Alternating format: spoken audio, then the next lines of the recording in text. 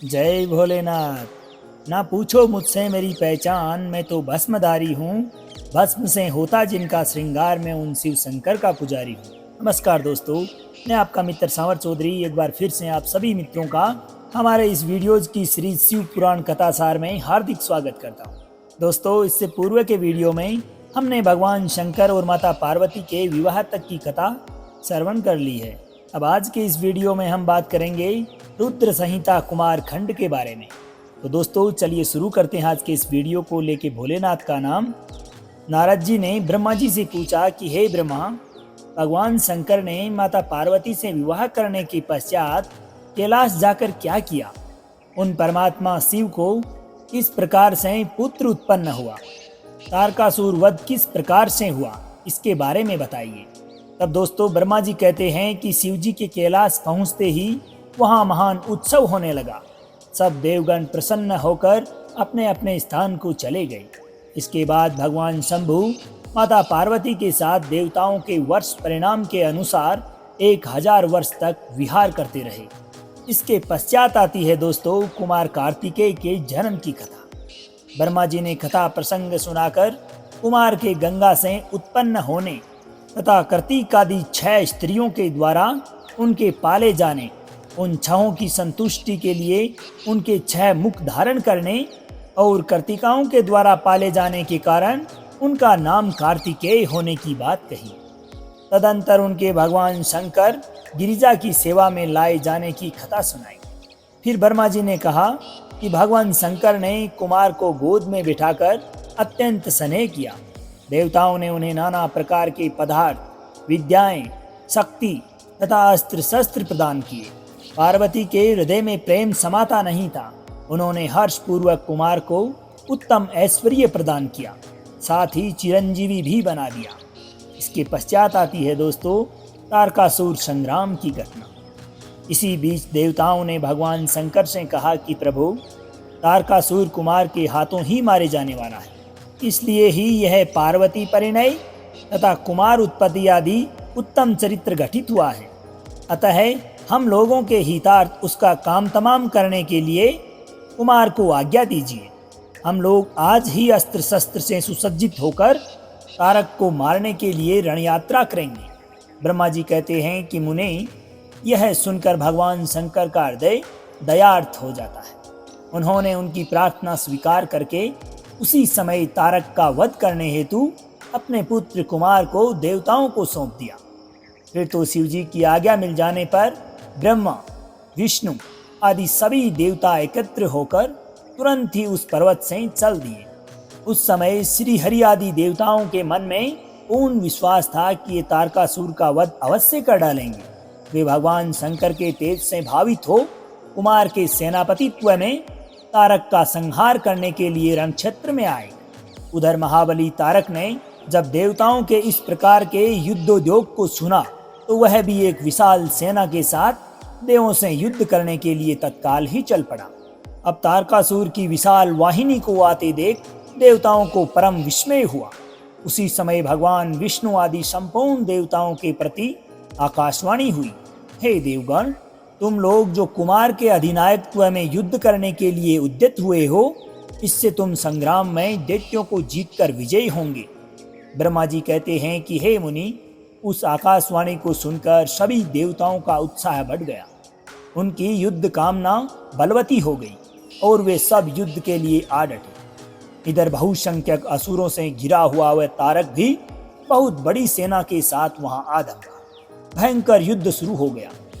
भगवान श्री हरि ने अपने आयुध सुदर्शन चक्र और शांग धनुष को लेकर युद्ध स्थल में महादैत्य तारक पर आक्रमण कर दिया। तदंतर सबके देखते ही देखते श्री हरि और तारकासुर के बीच रोमांचकारी युद्ध छिड़ गया। तब ब्रह्मा जी ने स्वामी कार्तिकेय से कहा कि हे पार्वती सूत, विष्णु और तारकासुर का यह व्यर्थ युद्ध शोभा नहीं दे रहा, क्योंकि विष्णु के हाथों इस तारकासुर की मृत्यु निश्चित नहीं होगी। यह मुझसे वरदान पाकर अत्यंत बलवान हो गया है। हे पार्वती नंदन, तुम्हारे अतिरिक्त इस पापी को दूसरा कोई भी नहीं मार सकता। तुम शीघ्र ही उस दैत्य का वध करने के लिए सज्ज हो जाओ। क्योंकि तारक का संहार करने के निमित्त ही तुम शंकर से उत्पन्न हुए हो।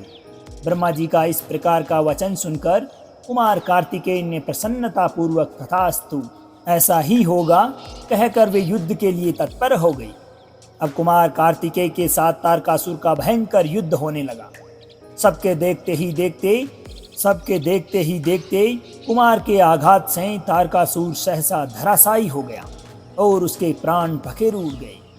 महाबली दैत्यराज तारक के मारे जाने पर समस्त देवता आनंदमग्न हो गए। उस समय भगवान शंकर भी कार्तिकेय की विजय का समाचार पाकर पार्वती जी के साथ प्रसन्नता पूर्वक वहां पधारे। स्नेह से युक्त पार्वती जी परम प्रेम पूर्वक अपने पुत्र कुमार को अपनी गोदी में लेकर लाड प्यार करने लगी। अब उसी समय वहां पर एक महान विजयोत्सव मनाया गया। देवताओं ने पुष्प वर्षा की। तत्पश्चात भगवान रुद्र जगत जननी भवानी के साथ अपने निवास स्थान कैलाश को गमन कर गए। अब इधर सभी देवताओं ने शंकर नंदन कुमार का स्तवन करते हुए निवेदन किया कि हे कुमार, आपने असुर राज तारकासुर को मारकर हम सबको तथा चराचर जगत को सुखी कर दिया है। अब आप अपने माता पिता पार्वती और शंकर का दर्शन करने के लिए शिव के निवास स्थल कैलाश पर चलने की कृपा करें। तदंतर सभी देवताओं के साथ कुमार स्कंद शिव जी के समीप कैलाश पहुंचे। वहां पहुंचकर शिव शिवा के साथ सबने बड़ा आनंद मनाया। देवताओं ने शिव जी की स्तुति की। भगवान शंकर ने उन सबको वरदान तथा अभयदान देकर विदा कर दिया। आगे आती है दोस्तों भगवान गणपति के जन्म की कथा, जो बहुत ही पावन है। नारद जी बोले कि हे प्रजानाथ, मैंने स्वामी कार्तिकेय के सब वृतांत तथा उनकी उत्तम कथा सुन ली है। अब गणेश का उत्तम चरित्र सुनना चाहता हूँ। तब ब्रह्मा जी बोले कि हे नारद, एक समय पार्वती के मन में ऐसा विचार आया कि मेरा कोई एक ऐसा सेवक होना चाहिए जो परम शुभ, कार्यकुशल और मेरी ही आज्ञा में तत्पर रहने वाला हो। यों विचार कर पार्वती देवी ने अपने शरीर के मेल से एक ऐसे चेतन पुरुष का निर्माण किया जो संपूर्ण शुभ लक्षणों से संयुक्त था।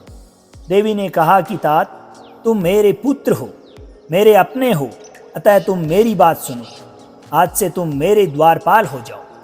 मेरी आज्ञा के बिना कोई भी हठपूर्वक मेरे महल के भीतर प्रवेश न करने पाए, चाहे वह कहीं से भी आया हो, कोई भी हो। ब्रह्मा जी कहते हैं कि इस प्रकार कहकर माता पार्वती ने गणेश के हाथ में एक सुंदर छड़ी थमा दी और गणराज को अपने द्वार पर स्थापित कर दिया तथा सखियों के साथ स्वयं स्नान करने के लिए चली गई। अब इसी समय भगवान शिव द्वार पर आ पहुंचे। अब गणेश पार्वती पति को पहचानते तो थे नहीं, अतः बोल उठे कि माता की बिना आज्ञा के अभी भीतर मत जाओ, कारण माता स्नान करने बैठ गई है। महेश्वर के गण उन्हें समझाकर वहां से हटाने का प्रयास कर रहे थे, परंतु गणेश वहां से नहीं हटे। अब शिव गणों एवं गणेश जी का युद्ध होने लगा, परंतु वे लोग गणेश जी को पराजित न कर सके। तब स्वयं शूलपाणी महेश्वर ने गणेश से युद्ध करना आरंभ कर दिया। घोर युद्ध हुआ। अंततो गत्वा स्वयं शूलपाणी महेश्वर ने त्रिशूल से गणेश जी का सर धड़ से अलग कर दिया। यह समाचार जब माता पार्वती को मिला तब वह क्रुद्ध हो गई और बहुत सारी सखियों को उत्पन्न करके प्रलय जैसी स्थिति बना दी। यह देख देव ऋषि ने भगवती को प्रसन्न करने हेतु प्रार्थना की। तब भगवती पराम्बा ने कहा कि यदि मेरा पुत्र जीवित हो जाए तो सब ठीक हो जाएगा। भगवान शंकर की आज्ञा अनुसार शिवगणों ने उत्तर दिशा से एक हाथी का सर लाकर उसकी धड़ में जोड़ दिया। इसके अनंतर देवताओं ने वेद मंत्रों द्वारा जल को अभिमंत्रित कर उस बालक के शरीर पर छिड़का, जिससे वह बालक चेतना युक्त होकर जीवित हो गया। अपने पुत्र को जीवित देखकर माता पार्वती प्रसन्न हो गई और उन्होंने हर्षातिरेक से उसका मुख चूमा और प्रेम पूर्वक उसे वरदान देते हुए कहा कि अब से संपूर्ण देवताओं में तेरी अग्र पूजा होती रहेगी और तुझे कभी दुख का कोई सामना नहीं करना पड़ेगा। ब्रह्मा जी कहते हैं कि हे मुनि, तदंतर ब्रह्मा, विष्णु और शंकर आदि सभी देवताओं ने मिलकर माता पार्वती को प्रसन्न करने के लिए गणेश को सर्वाध्यक्ष घोषित कर दिया। महादेव कहते हैं कि हे गिरिजानंदन, विघ्न नाशक के कार्यों में तेरा नाम सर्वश्रेष्ठ होगा। तू सबका पूज्य है। इतना कहने के पश्चात महात्मा शंकर गणेश को पुनः वरदान देते हुए बोले कि हे गणेश्वर, तू भाद्रपद मास के कृष्ण पक्ष की चतुर्थी को चंद्रमा का शुभोदय होने पर उत्पन्न हुआ है, इसलिए उसी दिन से आरंभ करके तेरा उत्तम व्रत करना चाहिए। दोस्तों, यहाँ पर भगवान शंकर ने चतुर्थी व्रत की शास्त्रोक्त विधि तथा उसकी महिमा का वर्णन प्रस्तुत किया है, जिसे हम गणेश चतुर्थी भी कहते हैं। इसके पश्चात आती है दोस्तों गणेश विवाह की कथा, जो बहुत ही पावन है।